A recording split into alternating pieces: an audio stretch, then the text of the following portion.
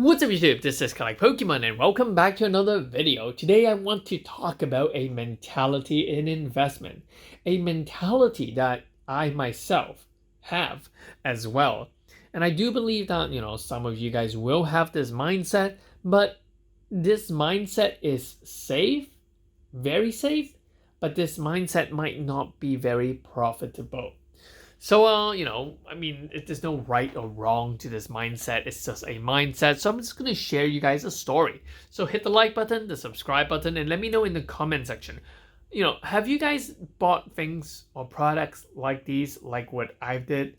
Yeah, let's talk about it. So, a bunch of the UPC from 151 has arrived, and I actually needed to clear some space to store the products. So, as I was digging through the stuff I have, I found that I actually bought a lot of these guys. The Vivid Voltage Charizard theme deck. And when I say a lot, I meant like I have 50 single boxes like this and another 20 or 30 sets with the Dragonite. So yeah, I do have a lot of this theme deck. So let's just say I have 50. All right, let's just say I have 50 of these theme decks.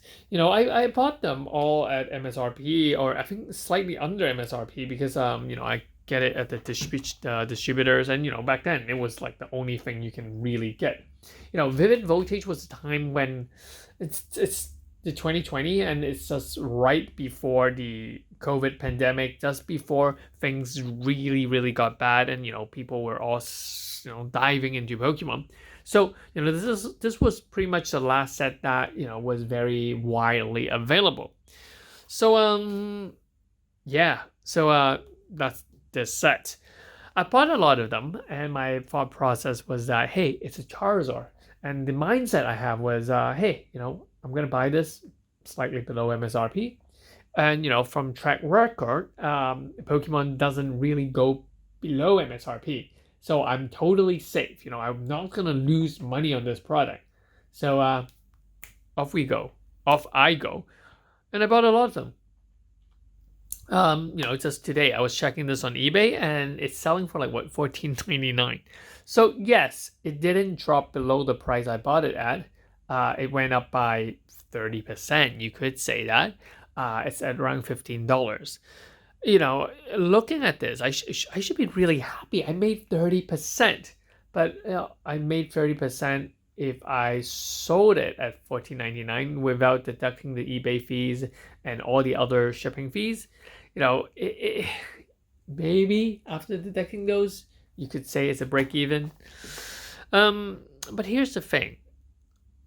This is the thing that this really illustrates something that I've always been talking about on this channel, and it is the opportunity cost that I could have spent, or opportunity cost that I could have gained. Instead of buying these, I could have bought some other things, and I could have made a lot more money in terms of investment, or I could have spent that money on a card that I like or whatever, right? So let me illustrate or tell you something. 2020 November, when this was released, I still remember there was a set people call Rebel Trash. No, seriously, Rebel Clash, but they call it Rebel Trash. The Elite Trainer box was out there. It was a cheap Elite Trainer box. I mean, any Elite Trainer box was pretty much selling for around $29.99. Some, like Rebel Trash, was selling for cheaper because it was not a good set. So, you could pretty much buy it for $30, $28, $30. Now, I just want to illustrate you with this. Now, I have 50 of these sets. Assuming that I've bought them at $9.99 each, 50 of them will come a total of $500 US. If I spent $28 buying Rebel Crash Elite Trainer box, I could have bought around 17. Given the current price of Rebel Clash Elite Trainer box, currently selling for like $140 US. Yeah. Currently, these guys they're still worth around the same as what I bought them at. They're still worth around $500.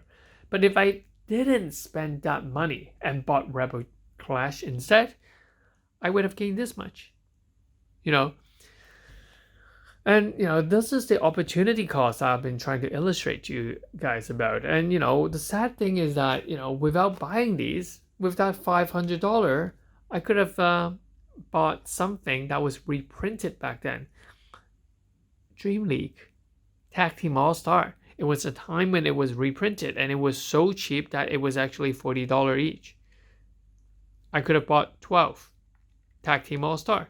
Now multiply that by the current price of Tag Team All-Star, could have made $6,600 instead of the $5,000 I have now.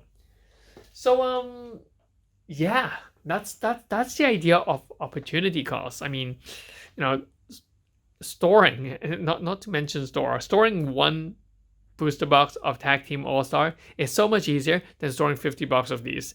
So the reason why I've taken it out is I'm actually going to crack them all open, and I'm just going to keep the Charizard card and put it in the binder until whenever, because these are just taking up too much space.